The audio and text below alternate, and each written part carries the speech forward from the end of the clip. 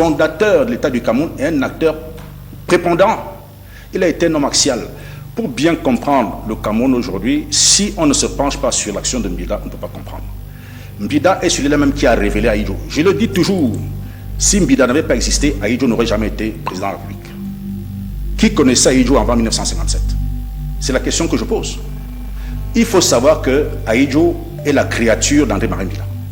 Il faut qu'on le dise aujourd'hui parce que l'histoire ayant été écrite par les vainqueurs, ces pages ont été occultées.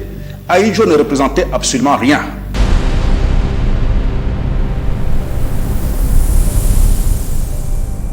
Il y a dans ce pays quelque chose qui ressemble à une âme qui cherche son corps. Mongo Betty, le pauvre Christ de Bomba, 1956. Mongo Betty n'écrivait pas un roman quand il publia Le pauvre Christ de Bomba en 1956. Il écrivait une autopsie. Il déposait sur la table d'un continent le cadavre encore chaud d'une civilisation que l'on tentait d'assassiner à petit feu. Par les églises, par les écoles coloniales, par les uniformes kaki et les formulaires administratifs que personne ne lisait vraiment. Il mettait des mots là où régnait le silence des domptés. Mais cette phrase-là en particulier dépasse la fiction. Elle est une clé.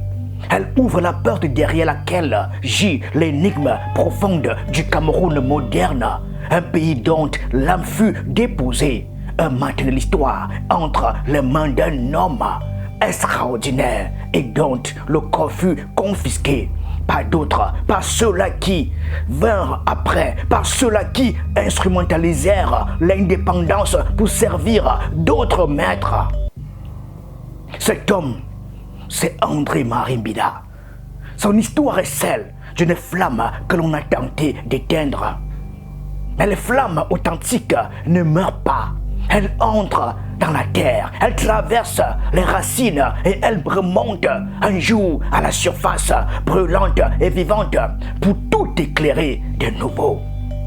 Aujourd'hui, 46 ans après sa disparition, il est temps de rallumer ce feu. Il est temps de rendre à l'âme camerounaise le corps qu'on lui a volé.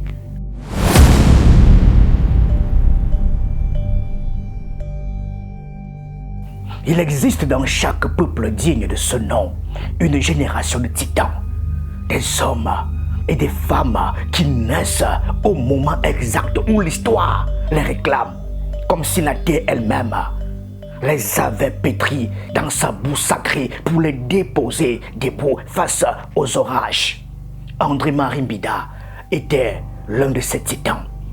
André-Marie Mbida naquit en 1917 à Andingding, au cœur de cette terre camerounaise que les colonisateurs occupaient militairement sans jamais parvenir à conquérir spirituellement. Dans les villages d'Union et Sanaga flottait encore l'odeur des résistances anciennes et dans le silence des missions catholiques se préparait déjà l'éveil des consciences africaines.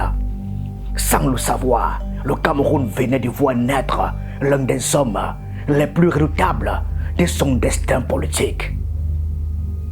Il apprend la langue du colon. Il en découde les mécanismes. Il en démonte les pièges. Comme Tchèque, Amidou Khan le dira de Samba Diallo, André-Marie Mbida plonge dans le monde occidental, les deux mains jusqu'aux épaules. Non pas pour s'y dissoudre, mais pour en remonter armé. Formé par les pères, par le temps, nourri par la doctrine sociale de l'Église catholique, convaincu que la loi choisie librement est un acte de résistance et non d'allégeance, André-Marie Mbida construit sa pensée politique comme on construit une forteresse. Pierre après pierre, argile après argile, avec la patience de ceux qui savent que les vraies batailles se gagnent sur le temps long. Au tournant des années 1950, tandis que le Cameroun colonial commence à frémir sous la poussée des revendications nationalistes, André-Marie Mbida jette les bases du mouvement démocrate chrétien qui deviendra quelques années plus tard le Parti des démocrates camerounais PDC. Ce geste n'est pas anodin dans un pays où la politique est encore considérée par les autorités coloniales comme une affaire de petits noix agités. Mbida pose l'acte fondateur d'une conscience nationale autonome. Il dit, en croyant à chaque mot, nous sommes un peuple, nous avons le droit de choisir nos chefs, nous avons le droit d'exiger notre liberté. Ce credo le conduira au sommet du pouvoir. Et ce même credo, parce qu'il était authentique, parce qu'il n'était pas négociable, le conduira à l'exil, à la marginalisation et finalement à la mort dans l'oubli voulu des vainqueurs. Quand un homme se singularise comme André Marin Mbida, surtout en ce temps-là, il n'est pas toujours très bien vu parce qu'il a eu raison trop tôt par rapport aux autres. Il avait une clairvoyance, il avait une vision pour le pays qui n'avait pas toujours cadré avec celle des autorités coloniales parce que lui, il avait une vision pour l'indépendance véritable, totale, complète, qui n'était pas la vision des Français. Alors, vous voyez donc, et lui qui était bien introduit, qui connaissait les plans qui étaient prévus, a toujours combattu ça. Et ses collègues camerounais ne comprenaient pas tous ces enjeux. Ce que ce fils témoigne avec une gravité retenue dicto. André Marin Mbida ne combattait pas dans l'ignorance. Il combattait en sachant. Il voyait les cartes que les autres ne voyaient pas encore. Il était ce que les Grecs appelaient un prométhéen. Celui qui voit avant. Et comme tous les voyants dans l'histoire, il fut d'abord rejeté, puis tenu responsable des désastres qu'il avait prédits.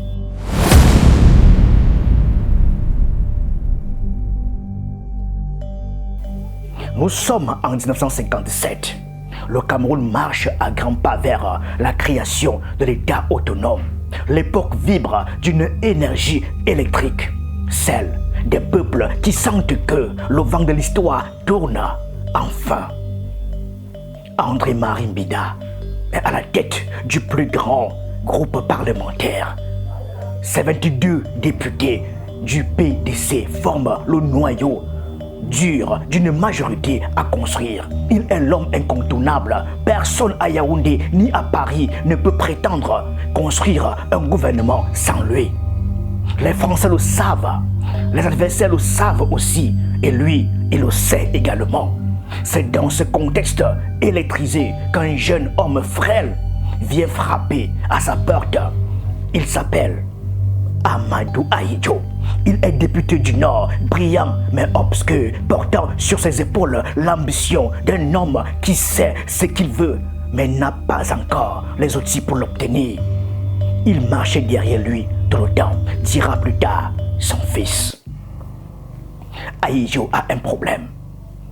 Les élus du Nord, une trentaine d'hommes vigoureux, insérés dans leur terroir, élus, intuitifs, personnés, comme le dit Simon Pierre, ne constituent pas encore un groupe politique cohérent.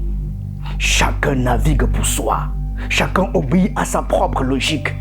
Pour les déférer, il faudra une autorité que ce jeune Ahidjo n'a pas encore. Il le sait et il va le dire franchement à André Marin Mbida. Nous sommes en 57. Le Cameroun est en train d'aller vers la création de l'État autonome. Les députés du Nord ne sont pas organisés en groupe. Chacun est élu intuitif ou personnel. Et donc, Ahidjo va voir André Marin Mbida pour lui dire « Tu es le seul qui puisse m'imposer comme chef de file des élus du Nord. Si c'est moi, Ahidjo, qui vais le demander, personne ne m'écoutera. » Effectivement, c'était le cas. Cette confidence est un aveu historique d'une portée considérable. Ahidjo ne trompe personne, pas même lui-même. Seul Mbida a le poids politique suffisant pour le faire naître à l'existence parlementaire. Sans Mbida, pas d'Ahidjo.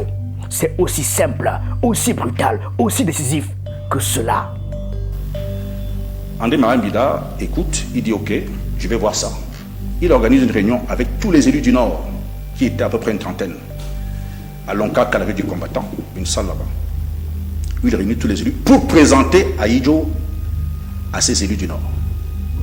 Les invités, tous les élus du Nord, une trentaine d'hommes qui tiennent entre leurs mains la géographie politique du pays à venir. La salle de Loncac, un théâtre fondateur. La scène qui se déroule dans cette salle est l'une de celles que les historiens auraient dû noter en lettres capitales. Mais les vainqueurs ont leurs propres plumes, et les plumes des vainqueurs écrivent des histoires qui servent leur victoire. Lors de cette réunion, 3 élus éminents vont s'opposer à cette idée. Malmaondé, Aman Adama et un certain Daïb, qui ont refusé catégoriquement, et vous savez ce qui leur est arrivé après, à accepter qu'Ahidjo soit chef de file. Ces hommes ne sont pas des hommes de peu. Ils pesaient plus lourd dans le Nord que le futur président Ahidjo. Telles sont les paroles même de Simon Pierre. Ils ont des raisons, ils ont du crédit, ils ont des troupes. Mais ils n'ont pas Mbida. Et Mbida, avec son autorité naturelle, va imposer en disant « Je me porte garant de ce jeune homme ». Il dit à Malmaondé, toi Malmaondé, est-ce que c'est toi qui vas monter les escaliers 4 par 4, aller faire les courses? Ahidjo, si je lui dis, va faire ceci, il le fera. C'est comme ça donc que Ahidjo est accepté par ses élus grâce à Mbida, qui le fait élire, qui le fait désigner chef des élus du Nord. Cette phrase, monter les escaliers 4 à 4, est l'une des plus importantes de l'histoire politique camerounaise. Mbida ne dit pas, voici un grand homme, il dit, voici un jeune homme, utile, malable, guidé, qui fera ce qu'on lui dira de faire. Il vend Ahidjo comme instrument, non comme souverain. Il est le potier, Ahidjo est l'argile. Ahidjo est accepté. Il devient chef d'un groupe de 30 députés. Et c'est ainsi que la majorité d'André-Marie Mbida se consolide. 22 députés du PDF plus 30 et quelques du Nord, soit une force parlementaire qu'aucune autre figure politique camerounaise n'aurait pu constituer à cette époque-là. Mbida devient Premier ministre, le premier de l'histoire camerounaise. Et Ahidjo, par la grâce de Mbida, devient vice-premier ministre. Un poste que lui-même n'avait pas imaginé la veille. Mbida était le faiseur de roi en ce temps-là. Donc, Ahidjo est arrivé là parce que Mbida a bien voulu qu'il le soit. Parce qu'à l'époque, comme je le dis, il y avait des élus plus importants qui pesaient plus lourd dans le Nord que le président Ahidjo, et que Mbida a choisi librement de travailler avec lui parce qu'ils avaient cette ouverture. Donc, et c'est lui qui va lui conseiller de créer l'UC. Je vous ai dit tantôt que Ahidjo voulait venir au PDC avec Mbida. C'est Mbida qui dit non. Nous sommes en démocratie. Dans une démocratie, il n'est pas bon que nous soyons tous dans le même groupe. Va créer ton groupe UC. C'est comme ça que l'Union camerounaise qui va devenir plus tard l'Union nationale camerounaise. Et vous allez comprendre pourquoi Mbida n'a jamais voulu entrer dans l'UNC. C'est le seul parti, le PDC, qui en 1966 n'a jamais voulu entrer dans le parti unique parce qu'il savait comment tout seul. André-Marie Mbida, qui conseille à Ahidjo de créer sa propre formation politique. Mbida, qui refuse le parti unique avant même qu'on en parle. Mbida pose les jalons d'une démocratie pluraliste dans un pays que d'autres très vite rêveront de plier sous le joug du monolithisme. Ce détail n'est pas insignifiant. Il est révélateur d'une philosophie politique d'une rare hauteur de vue. La démocratie, vraiment pas comme le slogan, mais comme une conviction profonde. Ahidjo est la créature d'André-Marie Mbida. L'histoire a été écrite par les vainqueurs. Ces pages ont été occultées.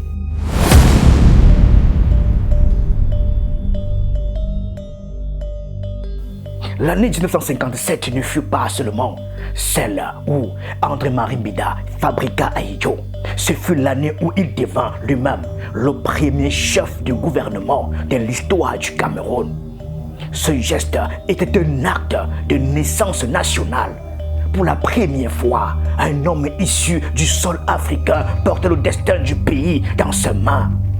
Face à une puissance de tutelle qui n'avait jamais prévu qu'un Africain gouverne vraiment.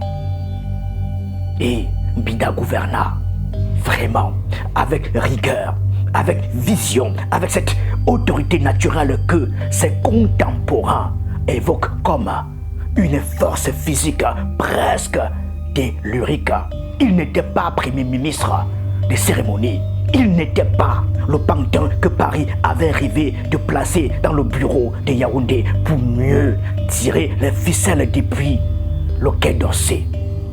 Il avait une vision pour l'indépendance, véritable, totale, complexe. Ce sont les mots de son fils. Une vision qui n'était pas celle des Français. Et c'est précisément parce que cette vision n'était pas la leur que les décisions qu'il prenait les mettaient mal à l'aise, puis les agitaient, puis les terrifiaient.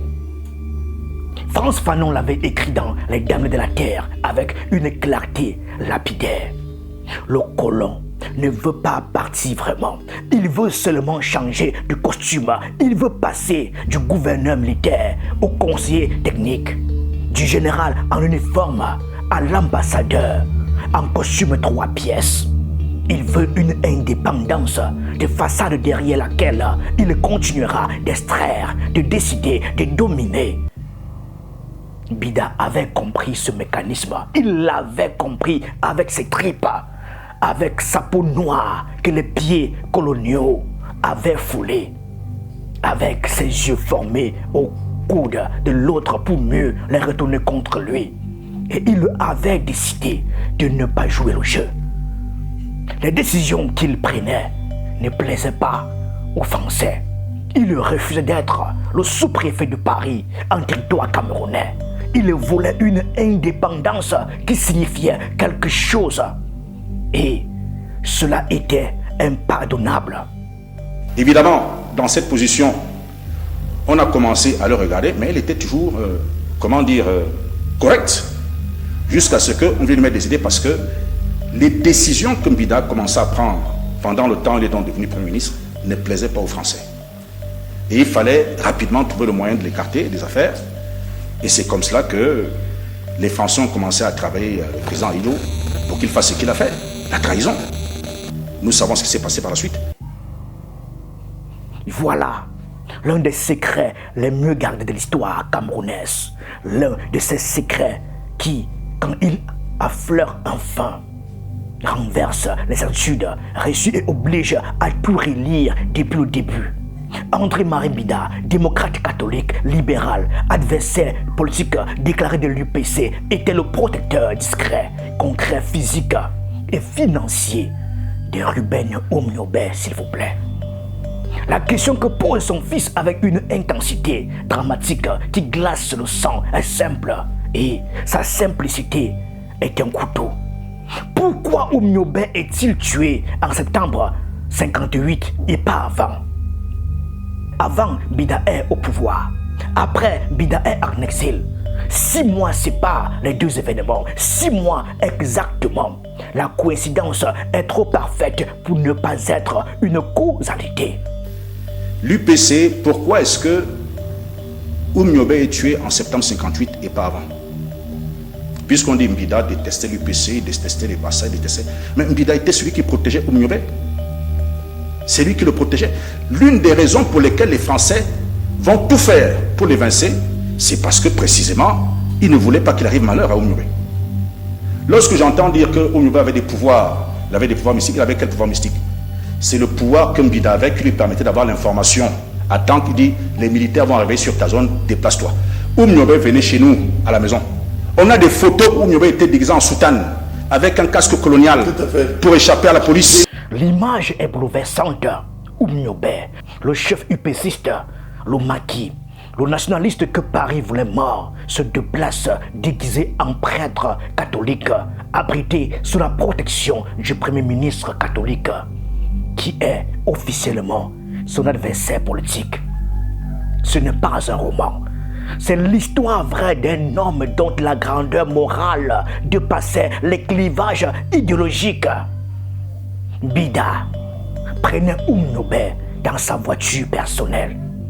Il le raccompagnait, il l'aidait avec de l'argent, il lui faisait passer des informations sur les mouvements des troupes coloniales. Et tout cela, il le faisait parce qu'il était un démocrate authentique, parce qu'il croyait que dans une démocratie digne de ce nom, même l'adversaire politique a le droit de vivre, de penser, d'exister. La différence entre eux n'était pas sur la fin, mais sur les moyens et le socle idéologique. Oumniobé voulait l'indépendance immédiate par la lutte armée et nourrissait son projet d'une sève marxiste. Bida voulait la même indépendance, mais par les voies politiques et dans le cadre d'une philosophie chrétienne démocrate. Le fond du litige était idéologique, non existentiel, et Bida avait l'intelligence et la grandeur de faire cette distinction. Une distinction que bien de petits esprits de droite comme de gauche refusent encore aujourd'hui de comprendre. C'était un Camerounais.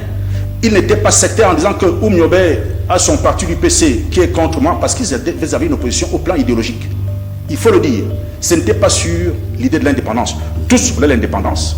Les UP6 peut-être c'était l'indépendance immédiate. Bida voulait l'indépendance par étapes. Mais il n'était pas opposé sur ça. Ils étaient opposés sur l'idéologie. Il faut le dire, Bida était un libéral. C'était un libéral. Les UP6 étaient des communistes. Il faut le dire.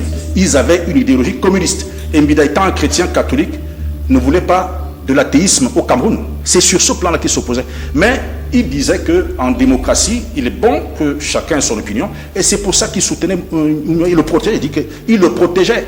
L'épisode de Oumniobé est l'un des plus dramatiques, l'un des plus douloureux de cette histoire. André-Marie Bida s'y rend pour prononcer un discours la veille. Il a rencontré Oumniobé. Ils ont parlé et Bida a fait à une offre qui aurait pu changer le destin du Cameroun. Lorsque Bida le voit, on dit, bon, écoute mon frère, tu n'es pas un élu, parce que Oumniobé n'a jamais été un élu, même pas conseiller municipal. Je ne peux pas te faire entrer dans le gouvernement, mais ce que je peux faire, c'est de faire de toi chef de région. C'était ça le projet que Bida avait nourri pour Oumniobé. Chef de région, une reconnaissance officielle, une sortie négociée du maquis, un statut politique légitime. Oumniobé avait accepté l'idée. Il était sur le point de sortir de la brousse. Le sang qui allait être versé aurait pu être évité. Mais les Français avaient leurs propres conseillers. Et les conseillers de l'Empire ne désirent pas la paix quand la guerre leur est profitable. Et lorsque les Français ont appris que Bida voulait nommer Oumniobé chef de région pour lui donner une région à gérer et comprendre, c'est là que tout s'est précipité. Qu'on fait venir Ramadier, qui a mis un mois. La mission de Ramadier, c'était de faire renverser Bida. Voilà, c'était là la mission. En janvier 1958, Paul Ramadier arrive à Yaoundé. Il vient de Paris, il vient de haut, il porte le costume du diplomate mais la valise de l'agent. Sa mission, dit-on officiellement, est une mission de bon office. La réalité est plus nue, plus brutale, plus coloniale. Il est venu défaire André-Marie Bida. La mission de Ramadier, c'était de faire renverser Bida. Voilà. C'était là la mission. Et entre autres choses, il était venu en mission pour demander à Bida d'entrer dans la franc-maçonnerie parce que Ramadier était dans le Grand Orient de France. La franc-maçonnerie, à cette époque, est un des bras invisibles du système colonial français en Afrique. Pas complot de bazar, structure réelle, réseau d'allégeance, code de la solidarité verticale au service de l'Empire. Pour contrôler un pays africain, il faut d'abord contrôler son chef. Et pour contrôler son chef, la meilleure méthode était, au milieu du XXe siècle, de l'intégrer dans une loge. Ramadier convoque André-Marie Bida. La cérémonie se passait au palais des hôtes, au Mont Fébé. La vue y est belle. Le Cameroun se déroule au loin comme une promesse de verdure. Et dans cette belle salle, avec la politesse habillée de l'impérialisme réfléchi, il pose à Mbida la question. Rejoignez la franc-maçonnerie. Ce qui se passe ensuite est un moment d'une beauté morale rare dans l'histoire africaine. Mbida claquait la porte, c'est là qu'il avait signé son arrêt de mort. 3 mots, claquer la porte, c'est tout. Pas de discours, pas de négociation, pas de laisser moyen réfléchir. La porte, bam. C'est ainsi que les grands hommes répondent aux propositions qui voudraient mettre leur âme en location au service d'une puissance étrangère.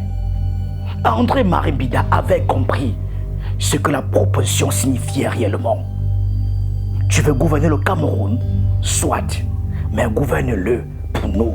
Signe ici, entre dans notre réseau et nous te laisserons ton fauteuil. Il avait répondu par la seule réponse digne. Non. Ce non lui coûta tout. Sa carrière, sa liberté, sa place dans les livres d'histoire, sa vie politique. Ce non, Paris ne le lui pardonna jamais.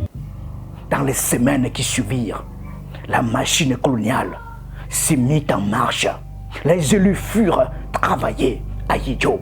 La créature, l'argile que Mbida avait faite à sa main fut approchée. On lui dit, c'est maintenant. On lui dit, tu peux prendre la place. On lui dit ce que les enfants ingénieux du colon disaient toujours aux ambitieux Africains. Nous te soutiendrons. Fais ce que tu as à faire. Ahidjo, formé par Mbida, protégé par Mbida, mis en avant par Mbida, renversa Mbida. La trahison avait un nom, elle avait un visage et elle avait un commanditaire. Les Français avaient commencé à travailler à Ahidjo pour qu'il fasse ce qu'il a fait, la trahison. Et c'est comme cela que les Français ont commencé à travailler le président Ahidjo pour qu'il fasse ce qu'il a fait, la trahison. Nous savons ce qui s'est passé par la suite.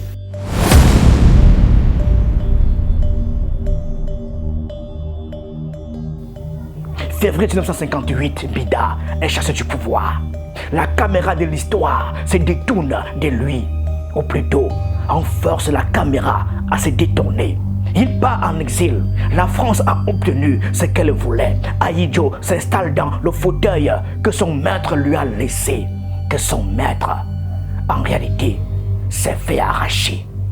Puis vient septembre. 6 mois de silence, 6 mois d'absence de Mbida au pouvoir. Et les fusils français trouvent enfin Oumniobé dans la brousse des Boumniobel. Il meurt seul, comme meurent les hommes quand leurs boucliers ont été brisés. Le lien entre les deux événements est incontestable.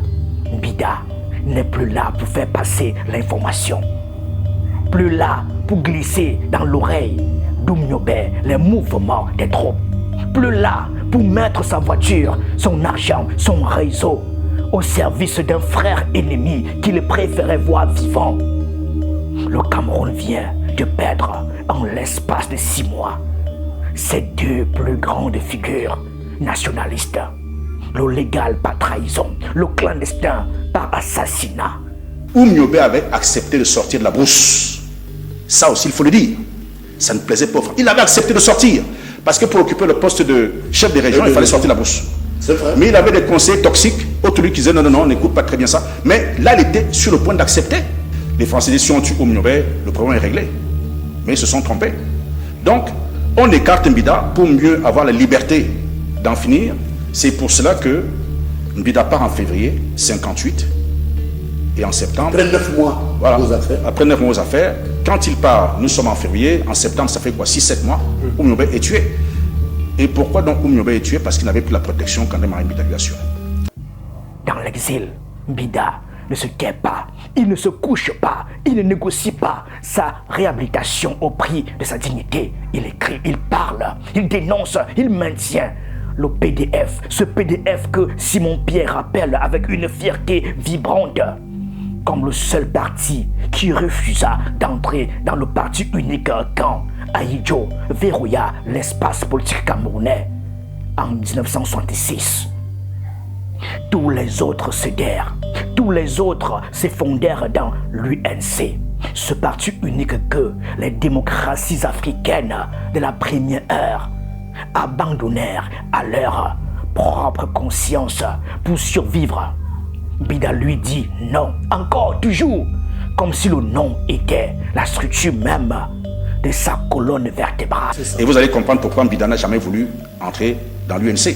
C'est le seul parti, le PDC, qui en 1966 n'a jamais voulu entrer dans le parti unique parce qu'il savait comment tout ça irait. Voilà la mesure de l'homme. Il refusa d'entrer dans la cage qu'il avait lui-même aidé à construire. Il avait créé l'outil de sa propre prison politique, non par naïveté, mais parce qu'à l'époque, l'outil semblait servir la démocratie. Et quand cet outil devint instrument d'oppression, il refusa de s'y soumettre. C'est la marque des grands, savoir distinguer entre l'idée qu'on a contribué à faire naître et la trahison que ceux qui s'en sont emparés en ont fait. Il a été un homme axial. Pour bien comprendre le Cameroun aujourd'hui, si on ne se penche pas sur l'action de Mbida, on ne peut pas comprendre. Il faut à ce stade du récit lever les yeux de la chronologie et contempler le vide, ce vide immense, douloureux que l'éjection de Mbida a creusé dans l'histoire du Cameroun. Ce vide qui est la forme négative de sa vision, le creux laissé par la statue qu'on a dérobée. Que voulait Mbida? Que rêvait cet homme quand il rêvait du Cameroun? Il voulait une indépendance réelle. Pas la façade de 1960, que l'on appelle encore indépendance par convention, mais qui était dans les faits un transfert de gestion de Paris vers Yaoundé, à condition que Yaoundé reste docile. Il voulait un pays qui décide de sa monnaie, de ses alliances diplomatiques, de l'orientation de son économie, de ses partenaires commerciaux. Il voulait une démocratie pluraliste animée par des partis libres, des élections véritables, une presse indépendante. Lui, l'homme qui a dit à Aïdjo, va créer ton propre groupe. La démocratie a besoin de la diversité. Était à des années-lumière de l'homme qui allait, 12 ans plus tard, éteindre toutes les lumières du pluralisme camerounais. Je vous rappelle que les Français avaient d'autres vues. Mais comme Bida avait son autorité et avait son poids politique, ils ont accepté qu'Aïdjo soit là. Il n'a jamais été dans l'équation. Il voulait une paix nationale qui intégrerait même ses adversaires.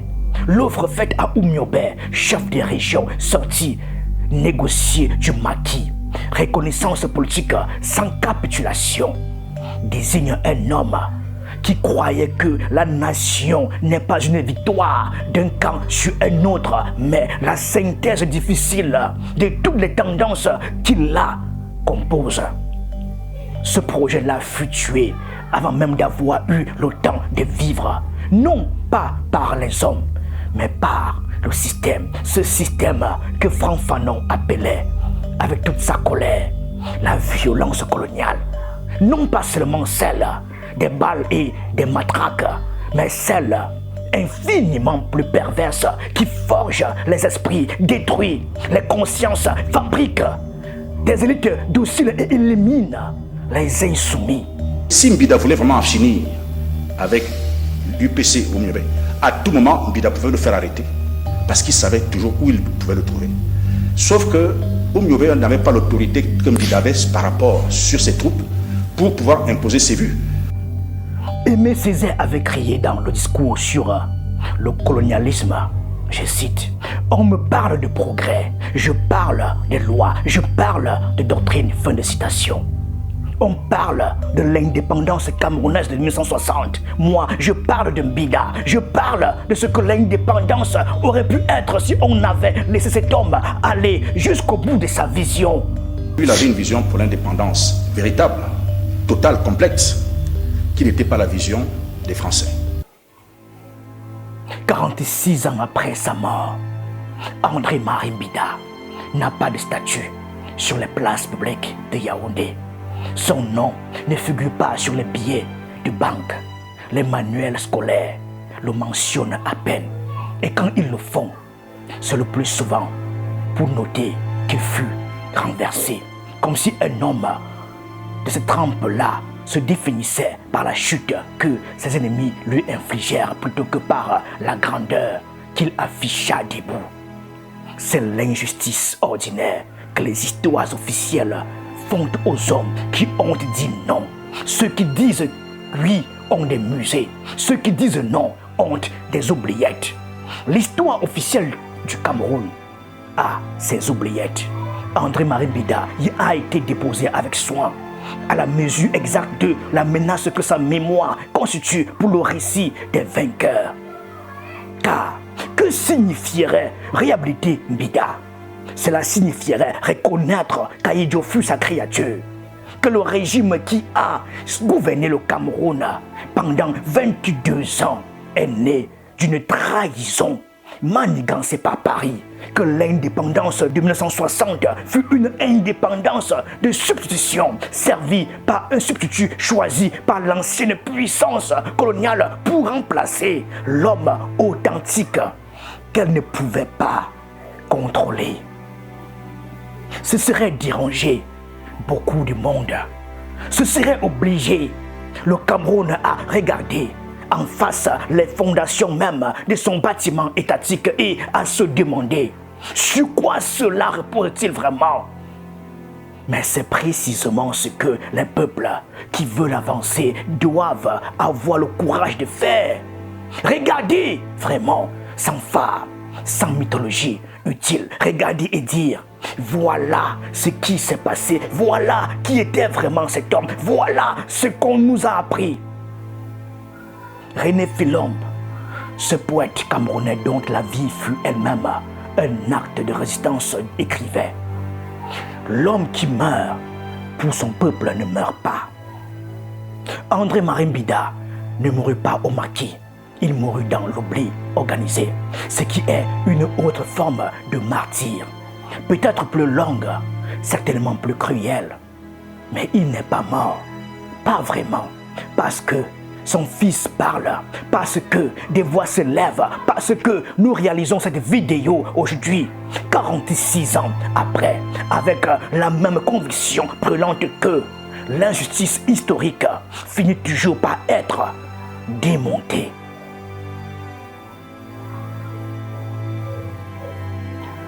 Revenons à Mongo Betty, revenons à cette phrase qui ouvre notre récit comme une fissure dans le marbre. Il y a dans ce pays quelque chose qui ressemble à une âme qui cherche son corps. L'âme, c'est André-Marie Mbida. C'est sa vision, c'est son projet d'indépendance réelle, de démocratie authentique, de paix nationale intégratrice. L'âme rôde encore.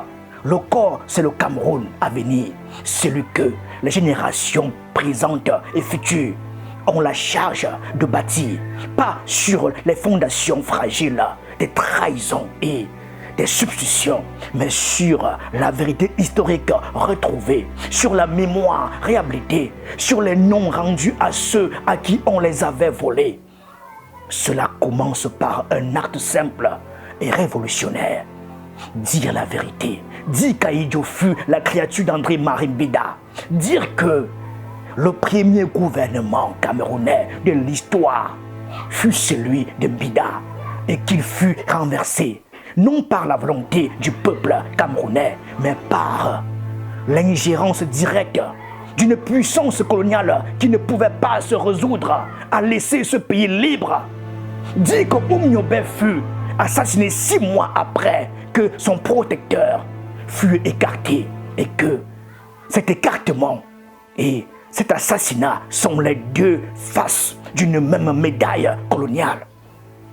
Dit que le FDC, parti fondateur, parti résistant, parti incorruptible, est la preuve que la conscience politique camerounaise authentique a existé, a résisté et continue d'exister dans la mémoire de ceux qui refusent l'amnésie officiellement installée. Il faut qu'on le dise aujourd'hui parce que l'histoire ayant été écrite Non, par les vrai. vainqueurs, ces pages ont été occultées. Ahidjo ne représentait absolument rien. Cette parole du Fils est une parole de témoin. Elle ne se débat pas, elle se reçoit et elle nous oblige à nous souvenir, à revoir, à transmettre, à inscrire dans les consciences en feu de la jeunesse camerounaise le nom de cet homme qui portait un pays dans la tête, sa propre tête, et une démocratie dans le cœur, et à qui l'histoire, la vraie, pas celle des manuels aseptisés, doit enfin rendre ce qu'elle lui doit. André-Marie Mbida, Premier ministre, faiseur des rois, protecteur des nationalistes, homme qui dit non quand le non coûtait tout, architecte de l'indépendance véritable qu'on ne lui laissa jamais construire. Il est temps de rendre à l'âme camerounaise le corps qu'on lui a volé. Honneur éternel à André-Marie Mbida. Le Cameroun se souviendra. Merci.